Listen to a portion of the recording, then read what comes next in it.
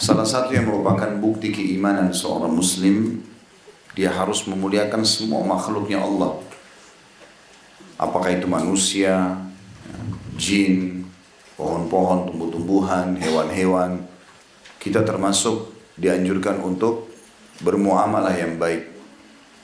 Dengan manusia, walaupun itu orang kafir, banyak sekali perintah-perintah. Di antaranya hadis Nabi SAW, irhamu man fil ardi yarhamkum man fis sama. Kasihanilah dan berbelas kasihlah kepada semua yang di bumi, maka yang di langit akan berbelas kasih pada kalian. Juga sabda Nabi SAW, man la yarham la yurham. Siapa yang tidak mengasihi maka tidak juga akan dikasihi. Juga sabda Nabi SAW, khairun nas anfa'um linnas. Manusia yang paling bermanfaat adalah yang paling banyak memberikan manfaat kepada manusia yang lainnya. Itu juga dengan jin yang beriman. Kalau yang kafir namanya syaitan, tentu kita mengusirnya dan mengutuk. Tetapi jin-jin beriman disebutkan dalam surah jin. Di antaranya sabda Nabi SAW, kalau kalian selesai makan dan tersisa tulangnya, maka buanglah dengan cara yang baik, karena itu adalah makanan saudara kalian jin. Kemudian juga tumbuh-tumbuhan, hewan-hewan, semua itu adalah makhluk Allah Subhanahu wa taala. Masuk dalam umumnya dalil tadi yang saya sebutkan itu. Tetapi secara khusus, orang-orang muslim disuruh prioritaskan, kalau kita bicara lingkup manusia, adalah orang-orang yang sesama dia muslim. Jadi kalau ada opsi membantu seorang muslim dengan non-muslim, maka kita dahulukan muslim. Walaupun non-muslim juga boleh dibantu. Ya, sebagaimana sudah kita sering jelaskan masalah itu, kecuali dalam hal ibadah mereka saja. Misalnya membangun gereja dan yang sejenisnya, ini tidak boleh. Tetapi kalau bertetangga, berbakti dengan orang tua, bersilaturahim dengan kerabat yang non-muslim, juga menjenguk orang sakit, membantu orang susah di antara mereka, semuanya dibolehkan. Dan itu bagian daripada syariat kita. Bagaimana Nabi SAW pernah berbagi kambing kepada orang non-muslim, kemudian akhirnya dia masuk Islam karena melihat bagaimana ajaran kemuliaan yang dibawa oleh baginda Nabi SAW. Secara khusus orang muslim atau orang mukmin, maka kita harus menghormati mereka selama mereka syahadat. Itu lebih daripada yang lain. Sudah ada hadis pertama, kalau memang kita sampai 228 ya. Hadis 227, saya ingatkan kembali. Hadis pertama dalam bab kita dari Abu Musa al-Asy'ari radhiyallahu anhu, beliau berkata, Rasulullah sallallahu alaihi wasallam bersabda, al-mu'minu lil-mu'mini kal-bunyan yashuddu ba'duhu ba'dha wa shabbaka baina asabi'i. Seorang mukmin bagi mukmin yang lain adalah bagaikan sebuah bangunan yang sebagian darinya menguatkan sebagian yang lain, dan beliau menjalinkan antara jari-jari beliau, maksudnya mempertemukan, seperti harus satu sama yang lain membantu. Dalam konsep ini tentunya kenal atau tidak kenal sama hukumnya ya. Walaupun nanti di kalangan orang-orang beriman ada lagi yang diprioritaskan lebih jauh, seperti misalnya kedua orang tua yang mempunyai hubungan sanak kerabat, orang yang pernah berbuat baik dengan kita. Tapi kita bicara umumnya, semua muslim kita berbuat baik sama mereka, kenal atau tidak kenal. Dan sebagaimana hadis ini masuk dalam masalah ini adalah kepedulian kita terhadap keadaan muslimin, kayak sekarang di India yang mereka lagi dibantai, disiksa ya. Mungkin Bapak Ibu tidak asing lagi melihat cuplikan-cuplikan di sekolah, anak-anak dibunuh di jalanan dan segala macam. Begitu juga di Syria yang belum selesai permasalahan mereka, di Palestina yang lagi dijajah, dan sekian banyak kaum muslimin yang sedang tertindas, yang Allah sedang menguji mereka, sementara itu tidak tertimpa pada kita. Alhamdulillah kita bersyukur dari satu sisi. Sisi yang lain kita harus tunjukkan kepedulian kita. Minimal Bapak Ibu lowongkan dalam doanya, supaya Allah Subhanahu wa ta'ala berikan kepada mereka jalan keluar. Kita akan masuk kepada hadis kita pada pagi ini, semoga Allah berkahi. Hadis nomor 228 dari sahabat yang sama, dari Abu Musa al-Asy'ari radhiyallahu anhu, beliau berkata, Rasulullah sallallahu alaihi wasallam bersabda, man marra fi syai'in min masajidina aw aswaqina wa ma'ahu nablun falyumsik aw liyaqbid ala nisaliha bikaffihi au yusiba ahadan minal muslimin ay yusiba ahadan minal muslimin minha bi syai'. Barang siapa yang lewat di salah satu masjid atau pasar kami sedang dia membawa anak panah. Ada footnote di situ nomor 237. An-nabl adalah anak panah Arab, dan an-nidhal dengan nun di kasrah dan shad tak bertitik artinya besi tajam di ujung anak panah.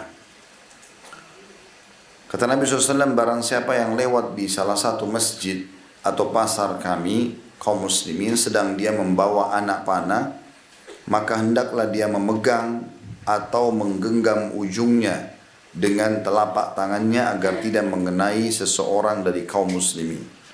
Hadits ini riwayat Bukhari Muslim. Hadits ini teman-teman sekalian seperti biasa kita akan ambil beberapa pelajaran darinya. Di zaman Nabi, pelajaran pertama di zaman Nabi SAW, orang jalan kemana-mana bawa pedang, bawa panah, memang begitu. Dan di beberapa negara sekarang masih seperti itu. Seperti kasus di Yaman, ya, orang-orang kesana sini bawa senjata, itu hal yang biasa dulu. Ya. Tentu di zaman sekarang mungkin demi untuk menjaga keamanan, maka sudah tidak diizinkan lagi atau mungkin butuh izin yang sangat ketat bila keadaan-keadaan darurat gitu. Tapi ini terjadi di zaman Nabi SAW. Riwayat ini mirip dengan riwayat yang lain. Pernah ada seseorang jalan di pasar Madinah, kemudian pedangnya ditaruh di pinggangnya sebelah kanan, tapi tidak ada sarungnya, sehingga bisa setiap saat kalau dia jalan bergoyang bisa menyakiti orang yang lewat. Maka Nabi SAW bersabda, beritahukan kepada orang itu agar memasukkan pedangnya ke dalam sarungnya, agar jangan menyakiti salah satu dari kaum muslimin. Maka ini pelajaran pertama, keadaan memang zaman dulu seperti itu. Jadi kalau ada yang mengatakan, untuk apa orang membawa-bawa di masjid dan pasar anak panah? Kenapa dalam hadits ini disebutkan? Karena memang zaman dulu begitu. Orang pergi sholat bawa senjata. Ya, karena setiap saat dia dari rumahnya menuju ke masjid, bisa ada binatang buas yang menyerang dia. Karena kondisi bukan kayak kita sekarang. Mungkin salah satu penyebab kurangnya hewan-hewan liar di sekitar kita karena bisingnya kendaraan, karena sudah lebih ramihnya manusia dan seterusnya. Zaman dulu masih agak sunyi, seperti di sebagian perkampungan kita gitu kan. Mungkin kalau dia jalan dari rumahnya ke pasar, dia bisa temukan ada ular, dia bisa temukan ada segala macam. Dia butuh senjata untuk membela dirinya. Selain daripada itu juga, dia butuh untuk membela diri kalau ada orang yang menyerang dan seterusnya. Seperti itulah yang dimaksud dalam hadits ini. Kemudian potongan yang kedua adalah sabda Nabi SAW, maka hendaklah dia memegang atau menggenggam ujungnya dengan telapak tangannya. Dan yang dimaksud sini adalah dia memegang ujung panah, ya, karena tajam biasanya. Baik yang ada besinya atau cuma kayu yang ditajamkan, tetap sama. Dalam arti kata dia lebih baik tentu kalau ada cemeti atau tempatnya yang diletakkan di pundaknya. Kalau tidak maka dia menutupnya. Ya, bisa juga diikat, dililit dan seterusnya supaya tidak menyakiti orang lain. Ada riwayat yang mirip seperti ini tapi berbeda, yaitu sabda Nabi SAW, janganlah seseorang di antara kalian mengarahkan senjata tajam kepada saudaranya walaupun bercanda. Ya. Jadi kayak misalnya bapak ibu mau berikan pisau kepada orang, mungkin temannya, tapi dia sambil bercanda, ini misal contoh, itu nggak boleh. Jadi menghadapkan, bisa saja nanti syaitan menggodanya tidak disengaja, terlepas dari tangannya atau apa saja bisa kena, dan bisa kena hukum membunuh gitu kan. Oleh karena itu salah satu adabnya adalah memberikan pisau dengan membalikkan, ya, karena dalam hadits ini kan ditutup yang tajamnya, ya, kita membalikkan sehingga yang kita berikan kepada dia pegangannya itu jauh lebih aman, ya, seperti itulah. Dan juga dengan sering menutup, ya, alat-alat tajam ini dengan sarungnya, ya, atau apalah, ya, tempatnya. Mungkin ibu punya pisau di rumah, ada tempat yang lebih aman. Ini juga jauh lebih aman untuk anak-anak misalnya, ya, supaya mereka tidak menyalahgunakan masalah itu. Ini semua hikmah-hikmah yang bisa diambil daripada hadis ini. Dan potongan terakhir adalah agar tidak mengenai seorang pun dari kaum muslimin. Dan ini saksi bahasan kita. Maksudnya jangan sampai menyakiti siapapun di antara kaum muslimin. Hadis selanjutnya nomor 229 dari An-Nu'man bin Bashir radhiyallahu anhu, beliau berkata, Rasulullah SAW bersabda, mathalul mu'minina fi tawaddihim wa tarahumihim wa ta'atufihim mathalul jasad idza ishtaka minhu 'udwun tada'a lahu sa'irul jasad bis-sahri wal humma. Perumpamaan kaum mukmin dalam hal saling mencintai, saling mengasihi dan saling menyayangi adalah bagaikan satu jasad. Jika salah satu anggotanya menderita sakit, maka seluruh jasad merasakan sakitnya sehingga tidak bisa tidur dan demam. Hadits ini riwayat Bukhari Muslim atau muttafaqun alaih.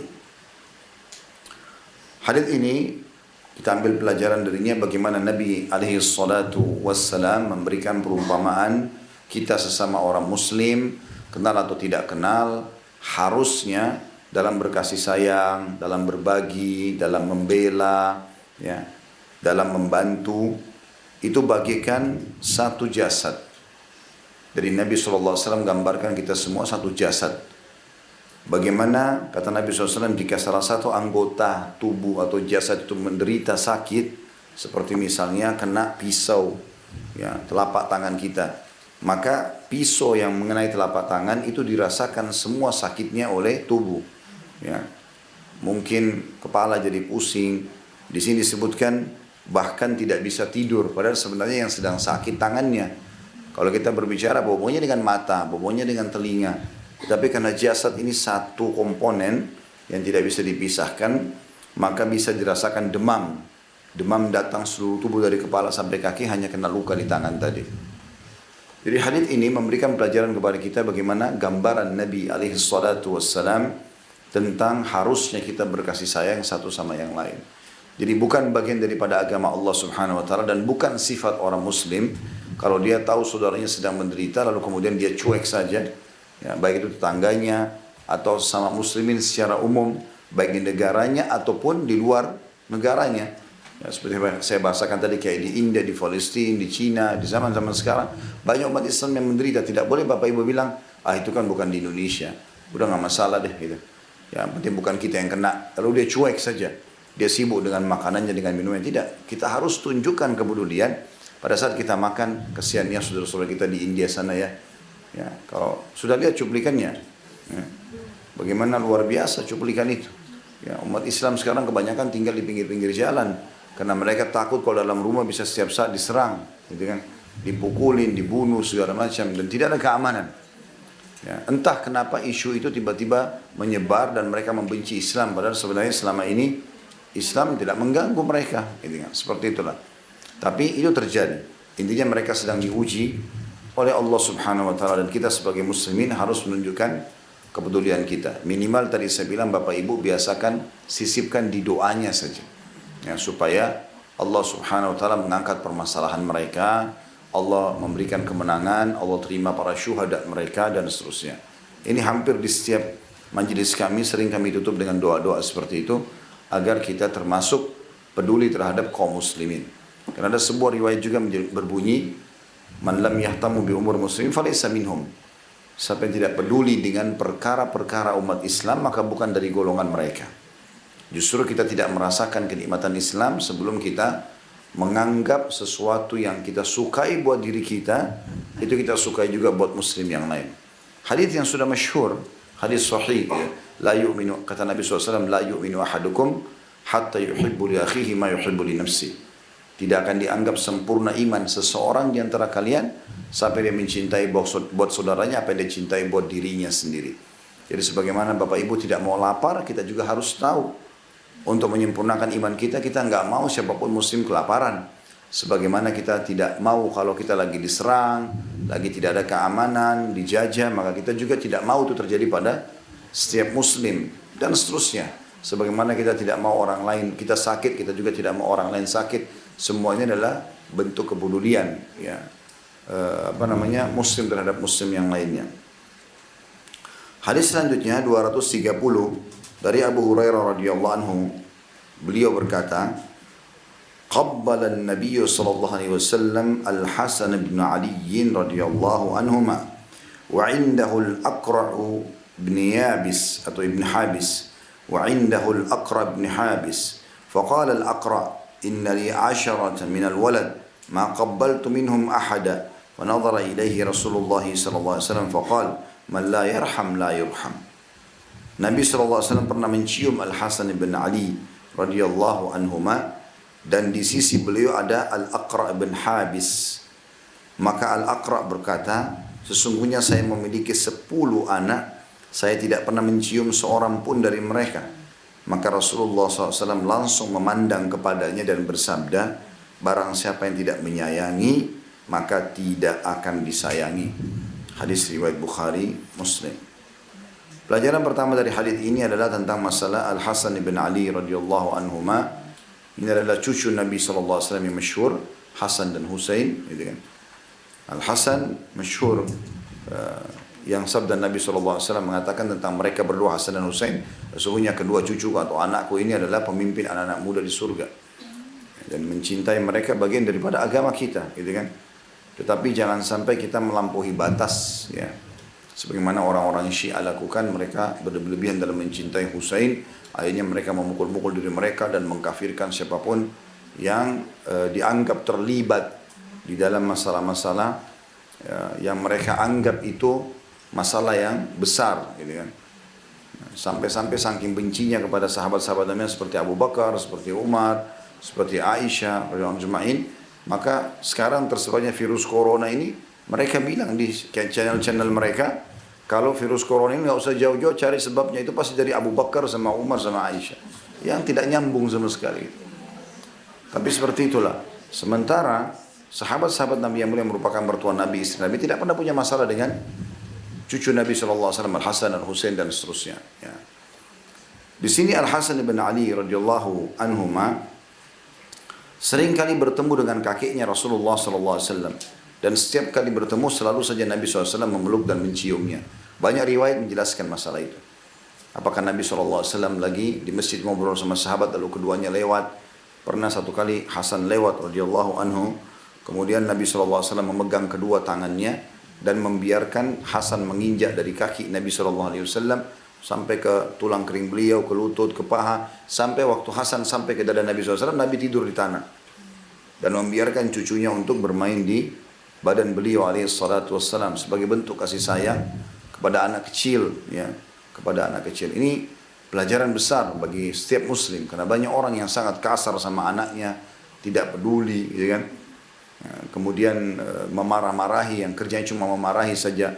Apalagi kalau pergi ke tempat-tempat ibadah seperti masjid misalnya. Kita tahu kalau di gereja malah anak-anak kecil diberikan hadiah, diajak nyanyi-nyanyi. Ini kalau di masjid malah dimarah-marahin, sehingga yang muncul dari kecil kebencian terhadap masjid itu. Nah, kita harusnya bisa memahami masalah. Tentu orang tua harusnya bisa memahami juga. Dia tidak bawa anaknya ke masjid kalau terlalu kecil. Tapi juga orang-orang di masjid harus mengerti kalau anak itu sudah mulai beranjak. Ya, bukan lagi bayi, bukan lagi balita, tapi sudah mulai anak-anak 5 tahun, 7 tahun, udah boleh diajak sholat.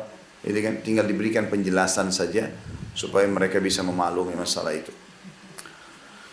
Kemudian di sini pelajarannya, selain tadi yang pertama tentang Hasan radhiyallahu anhu, keutamaan beliau, juga bagaimana Nabi SAW yang kedua selalu mencium dan menyayangi anak kecil. Ini bagian daripada syariat Nabi alaihi salatu wassalam. Bahkan dalam sebuah riwayat pernah beliau sholat asar, kemudian beliau tidak mengangkat kepalanya sangat lama, sampai beberapa sahabat mengatakan kami mengira ada terjadi sesuatu pada Nabi SAW, karena tidak biasanya lama sekali sujudnya. Dan zaman dulu tidak ada pengeras suara, orang sujud aja terus, sampai akhirnya terdengarlah suara Nabi SAW mengatakan Allahu Akbar. Terus mereka tahiyat, begitu salam, para sahabat akhirnya mengetahui apa sebabnya. Yang tadi pundak Nabi SAW ada Hasan dan Husain lagi bermain. Lalu kemudian kata para sahabat, ya Rasulullah, tadi anda lama sekali sujudnya. Kata Nabi SAW, saya tidak ingin mengganggu kedua cucuku ini menjadikan punggungku sebagai tunggangannya. Ya. Padahal lagi sholat, gitu kan. Ada orang mungkin lagi sholat marah sama anaknya, didorong misalnya, atau apalah, gitu kan. Padahal sebenarnya anak-anak belum paham masalah itu. Bahkan Imam Bukhari rahimahullah menyusun bab khusus, bab tentang bolehnya menggendong bayi pada saat sholat, atau menggendong anak pada saat sholat, gitu kan. Jadi Nabi SAW pernah gendong cucunya Umamah, ya. digendong, kemudian pada saat rukuk ditaruh di depan beliau, i'tidal, sami Allahu liman hamidah, lalu sujud, begitu berdiri ke rakaat kedua digendong kembali. Saking pentingnya peduli terhadap anak-anak. Di dalam riwayat Bukhari yang lain dijelaskan, pernah Nabi SAW mempercepat sholatnya, tidak seperti biasa. Jadi lebih cepat dari yang lainnya gitu. Maka pada saat selesai sholat, gitu kan, langsung beliau jelaskan sebelum sahabat bertanya. Dia mengatakan, tadi saya mendengarkan ada suara bayi menangis di saf wanita, dan saya khawatir itu mengganggu ibunya. Maka Nabi SAW mempercepat sholatnya demi untuk anak itu, gitu kan. Saking besarnya peduli Islam terhadap anak-anak. Ya, jadi hati-hati, jangan pernah layangkan tangan kepada anak-anak. Ya, coba gunakan dulu lisan, nasihat. Kalau dia sudah meninggalkan sesuatu yang sangat besar, ya, yang besar dalam agama ini kayak tidak sholat, ya, tidak mau jalankan kewajiban, gitu kan, melakukan kemaksiatan, itu baru boleh dipukul. Itu pun pukulannya darbatun ghairu mubarrah, pukulan yang tidak boleh berbekas. Ya, kadang-kadang ibu-ibu kejam sekali, cubit sampai biru-biru paha anaknya, dijewer, ya, di apalah, ini nggak boleh, bukan hak kita itu. Tapi kan saya lagi jengkel saja, walaupun jengkel, nah, ibu harus pikir ada orang di luar sana pengen punya anak, nggak bisa dapat anak. Allah berikan ibu dengan sangat mudah, kenapa nggak dijaga? Dan mereka itu adalah aset amal jariah yang sangat besar, karena apapun yang ibu ajarkan, maka secara otomatis itu akan menjadi amal jariah. Sering saya bahasakan itu. Saya duduk sekarang mengajar di sini, menyampaikan hadis-hadis Nabi, orang tua saya panen pahalanya. Karena yang ajarkan saya dulu jalan, mulai mengajarkan saya berbicara, menunjukkan mana baik, mana tidak baik, kan kedua orang tua saya. Saya pun tumbuh dari nafkah ayah saya, tumbuh dari ASI ibu saya, dan seterusnya, gitu kan. Maka itu aset amal jariah yang luar biasa, gitu. Kita temukan orang-orang tua yang berhasil menjadikan anaknya sebagai aset amal jariah, betul-betul sampai mereka sudah tua pun, anak-anaknya terus berbakti, ya, terus berbakti kepada orang tuanya. Ini termasuk poin juga berhubungan dengan masalah ini, berkasih sayang sama mereka. Termasuk dalam masalah ini juga, teman-teman sekalian, adalah adil terhadap anak-anak. Ya, masuk dalam bab ini atau bahasan kita adalah adil terhadap anak-anak. Pernah Bashir radhiyallahu anhu, sahabat Nabi, orang kaya dia kebetulan, dan dia melihat di antara semua anaknya ada satu orang namanya Nu'man. Kebetulan perawi hadis kita ini, ya, hadis sebelumnya, Nu'man ibn Bashir. Nah, ayahnya Bashir itu pernah melihat atau dia melihat anaknya Nu'man ini lebih patuh daripada yang lainnya. Maka dia datang kepada Nabi SAW sambil mengatakan, ya Rasulullah, saya ingin berikan harta khusus buat Nu'man nih, karena dia lebih baik dari saudara-saudaranya yang lain gitu. Maka saya minta anda menjadi saksi. Kata Nabi SAW, apa kau berikan kepada anakmu semua sama? Dia bilang tidak ya Rasulullah. Kata Nabi SAW, kalau gitu saya nggak mau bersaksi. Ya. Lalu Nabi SAW tanya kepada dia, apa kau ingin bakti anakmu nanti sama pada saat mereka besar, dewasa? Kata Nu'man, kata Bashir, iya ya Rasulullah. Kata Nabi SAW, kalau begitu adillah dalam pemberian. Dan Nabi SAW dipesan, kalau saya boleh lebihkan, saya akan lebihkan anak perempuan. Ya, tapi tidak boleh, harus sama. Ya, kita memberikan dengan cara adil, fasilitasnya ya. Bagaimana kita berikan dengan cara adil. Beda warisan, kalau warisan memang laki-laki 2 dan perempuan 1, itu beda. Dan sudah pernah kita jelaskan hikmahnya. Kalau khusus warisan, orang tua meninggal. Tapi kalau dalam pemberian harian, nggak harus sama. Gitu kan. Masuk dalam masalah adil di sini kepada anak-anak adalah memberikan sesuai dengan porsinya. Sesuai dengan porsinya. Jadi misalnya, anak SMA nggak mungkin porsi makannya sama dengan anak SD misalnya, gitu kan? Itu termasuk keadilan kita berikan. Tentu juga ukuran pakaiannya beda, gitu kan? Tetapi kalau bapak ibu mau lebih hati-hati, maka saran saya, dan ini yang saya lakukan tentu kepada anak-anak, maka kita menentukan nilai. Jadi misalnya kita memberikan pakaian. Kalau saya berikan pakaian anak-anak, maka saya kasih nilai misalnya. Misal nilainya 500.000. Maka semua anak harusnya 500.000. Jadi kalau misalnya yang dewasa cuma dapat 1 baju, yang anak-anak dapat 3 baju misalnya, contoh saja. Maka kita bisa adil di poin itu karena nilainya, ya. Dan tidak harus benda yang sama. Misalnya yang SMA kita belikan pakaian, mungkin yang SD maunya mainan, tapi nilainya sama, ya. Jadi ini harus hati-hati tentunya. Begitu juga dalam membeli mainan, mainannya harus memang disamakan nilainya walaupun beda mainannya, gitu ya. Saya pernah mengingatkan istri saya begitu waktu beli mainan, ternyata dia main ambil-ambil saja gitu, ternyata beda nilainya. Terus saya tanya, ini buat siapa? Oh ini buat fulan, ini buat fulan. Gitu. Saya bilang, kenapa beda? Harusnya sama nilainya. Laki-laki perempuan sama. Tidak boleh seperti ini. Kalau ini nilainya 1 juta, ini 1 juta semua. Ini 2 juta, 2 juta semua. Nggak boleh ada perbedaan. Maka itu termasuk bagian daripada syariat dan bentuk kasih sayang kepada anak-anak. Sayang kepada anak-anak tentunya. Ya. Kemudian, ya, sabda Nabi SAW kepada Aqra' bin Habis, dan ini teguran Nabi kepada sahabat ini. Kebetulan Aqra' bin Habis ini seorang badui. Dia Allah karunia 10 orang anak. Begitu dia lihat Nabi SAW mencium Hasan bin Ali radhiyallahu anhuma, dia kaget. Apa kalian cium anak-anak kalian? Saya punya 10 anak, tidak pernah saya cium sama sekali. Ada beberapa riwayat menjelaskan seperti ini. Yang pertama adalah riwayat ini, kata Nabi SAW sambil lihat ke arah orang itu, siapa yang tidak menyayangi, maka tidak akan disayangi. Maksudnya Allah SWT tidak akan sayangi dia. Allah nggak titipkan kau anak ini kecuali untuk kau sayang. Ya? Kau berbagi dengan dia. Dan termasuk bukan hal yang sia-sia menghabiskan waktu bersama anak-anak. Dalam mendidiknya, bermain sama mereka. Gitu kan. Mungkin ibu-ibu yang baru melahirkan, bayinya masih kecil, kadang-kadang begadang. Itu pahala semua. Karena dalam mengurus amanah yang Allah Subhanahu wa ta'ala titipkan. Kan seringkali rewel, malam, segala macam itu pengorbanan yang luar biasa gitu. Itu termasuk pahala dengan izin Allah Subhanahu wa ta'ala. Dan Allah akan mengembalikan nanti dalam bentuk bakti anak itu kepada kita. Sesuai dengan kadar pengorbanan kita tentunya. Makin besar kita berkorban, maka insya Allah makin besar pula balas respon bakti anak itu kepada kita. Seperti itulah. Juga riwayat lain dikatakan, mirip dengan ini, tapi riwayat lain berbunyi, apa yang harus saya lakukan, kata Nabi SAW, kalau Allah sudah mengangkat rasa kasih sayang dari dalam hatimu. Ya, artinya penilaian kasih sayang termasuk bermuamalah dengan anak-anak. Subhanallah, orang yang terbiasa bercanda sama anak-anak, berkasih sayang sama mereka, ini kita temukan juga orangnya begitu di masyarakat. Ya, karena dia bisa sabar dengan anak-anak yang kadang-kadang aktif, menjatuhkan benda ini dan sebagainya, dia bisa bersabar, tidak emosional. Kita temukan dalam pergaulannya juga akan seperti itu. Ya, dia akan bisa bersabar gitu. Tapi orang yang tidak bisa sabar sama anak-anak, maka tidak akan sabar di masyarakat. Pasti kita temukan orang yang emosional dan segala macam seperti itu. Maka anak-anak ini bisa menjadi pendidikan tersendiri buat kita. Sebagaimana kalau sisi yang lain, pernah Nabi SAW bersabda, tidak ada Nabi yang Allah utus kecuali mengembala kambing. Kata para sahabat, Anda juga ya Rasulullah? Kata Nabi SAW, iya, saya pun juga. Saya pernah mengembala kambingnya orang-orang Mekah dengan dibayar beberapa dinar. Gitu kan? Nah, ulama menyebutkan, apa hikmahnya? Kenapa mengembala kambing? Dan semua Nabi. Kata kambing itu hewan-hewan yang tenang, mudah untuk diatur, gitu kan? Mereka kalau makan berkelompok, gitu-gitulah. Ya. Dan itu supaya mereka mengambil pelajaran. Ya. Hatinya jadi lembut, jadi baik. Ternyata ada pengaruhnya itu. Ya, ada pengaruh. Kalau kita, ini contoh sisi yang lain ya. Tapi kalau kita kembali kepada pendidikan anak, seperti itulah.